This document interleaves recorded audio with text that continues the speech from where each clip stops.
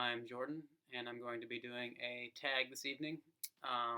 This is the Book Palate Tag. It was created by um, Fraser Simons, and I was kindly tagged by Jack over at the Rambling Raconteur. And I've kind of fallen off on my habit of doing tags for a while there. That was basically all I was doing.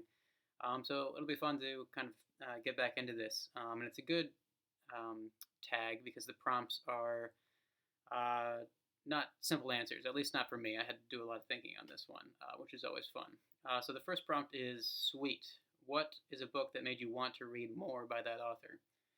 A little over a year ago, I read From Dawn to Decadence by Jacques Barzun, and I was still relatively new to nonfiction, and this blew me away. I thought it was gripping reading, which is not what I was expecting. This is, of course, a comprehensive history of the modern era from about 1500, the Protestant Reformation, up to the turn of the 20th century. And it was just endlessly fascinating and entertaining, and it's unusual. I'm discovering in that it seems to apply a sort of framework to history, which seems to be kind of uncommon in the other nonfiction I have read.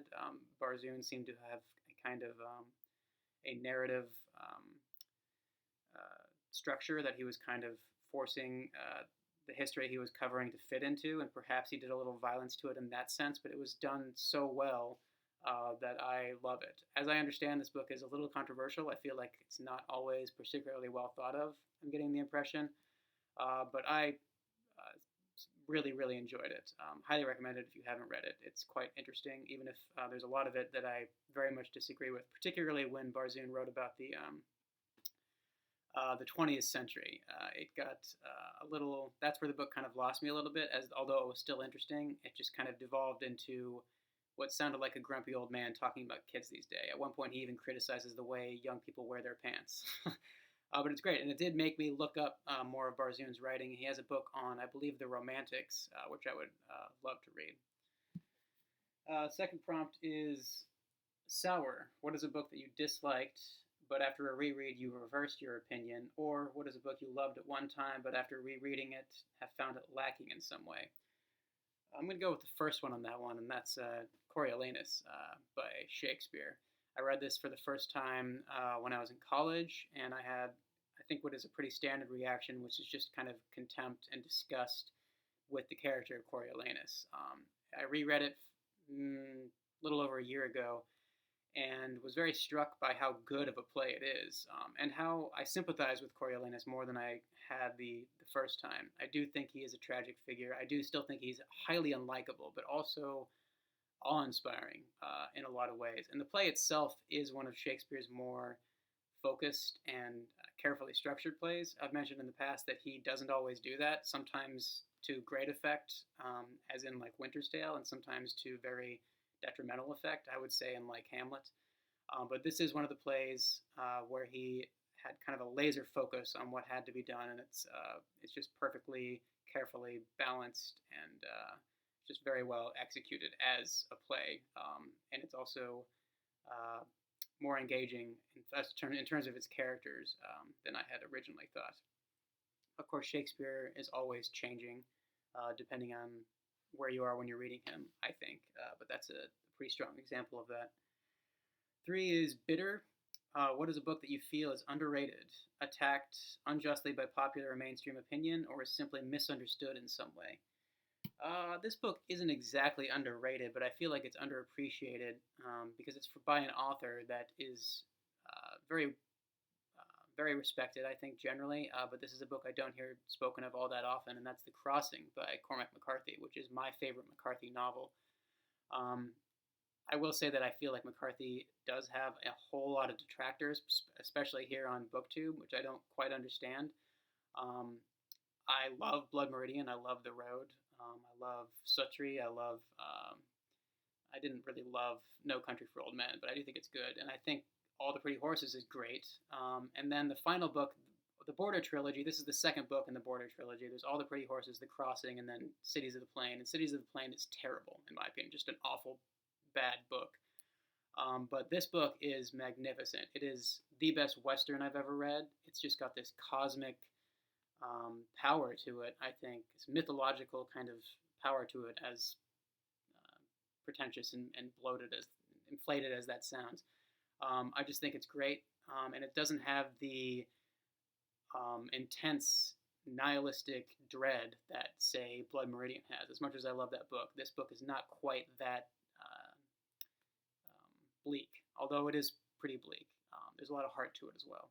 So if you haven't read The Crossing and you are a fan of McCarthy, I definitely recommend you check it out. 4 is Salty. What is a book that changed how you thought about or related to other people, or that made you realize something about yourself you were not previously aware of?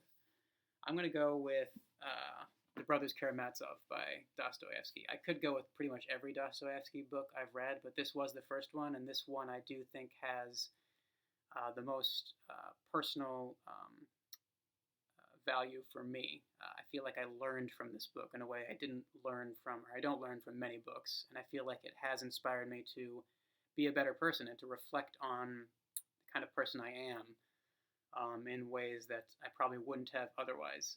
I think that's largely due to the character of Father Zosima, who is the kind of mentor of the young Alyosha, and he has a large portion of this book. There's this middle section that is simply just a long kind of sermon by Father Zosima and kind of giving his backstory. And I wanted to read a quote from that to give you some idea. I'm sure many of you have read this book, but it's always good to get a refresher on how wonderful it is.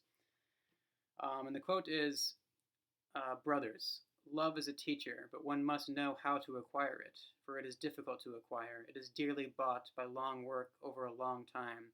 For one ought to love not for a chance moment, but for all time. Anyone, even a wicked man, can love by chance. My young brother asked forgiveness of the birds. It seems senseless, yet it is right, for all is like an ocean, all flows and connects. Touch it in one place, and it echoes at the other end of the world.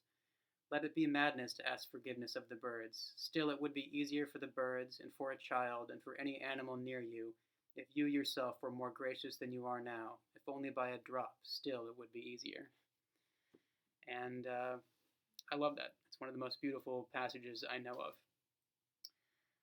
Moving on, 5 is Sophisticated Palate. Choose a book from your favorite subgenre, or that has your favorite trope or motif.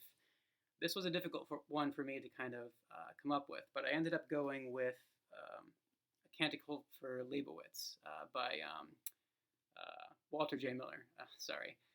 Walter M. Miller, Jr. As you can see, it's been a while since I read this, but it is the kind of theme that I think this represents is where science fiction that deals with religion. This is a book about the Catholic Church surviving millennia after a nuclear holocaust that decimates the world. And I feel like there are very few books that I know of that kind of exist at the intersection between religion and science fiction. The only other one that came to mind was the wonderful Book of the New Sun by Gene Wolfe, which is also fantastic. I do like this one perhaps a little more because the Book of the New Sun, I think, has some very problematic attitudes towards women. This book doesn't seem to have that problem, and it's just a deeply fascinating and contemplative and kind of somber, slow-paced science fiction novel that deals with religion.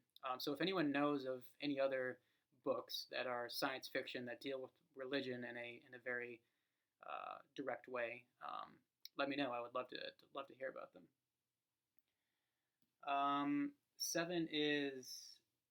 6, Unrefined Palate.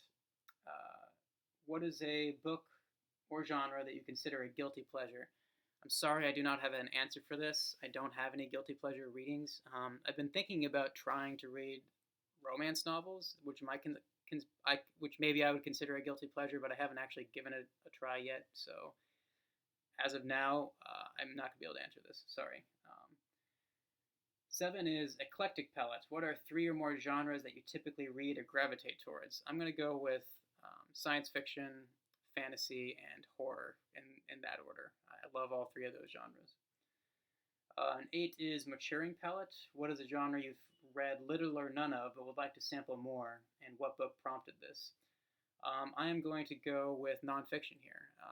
I have recently, over the last year or two, been really gravitating more towards nonfiction. And in this year, I read more nonfiction than I ever have, and it's been just a tremendously eye-opening, expanding experience. And the book that I would say did that was I read The Witches by Stacy Schiff a couple of years back, which is a book about the Salem witch trials, and it just blew me away as a piece of nonfiction. I highly recommend you check that out if you're interested in the subject, which I was. And yeah, that was kind of the that's kind of what opened the door to the world of nonfiction for me. That of course I went on to read things like From Dawn to Decadence, which I spoke of earlier. So yes, that is the book palette tag. I'm going to conclude by tagging Christina over at Books, Knitting, etc. I don't believe she has been tagged, or I don't think she's done this yet. So Christina, if you're watching and you want to do it, I would love to see your answers. And other than that, thank you for watching and have a good day.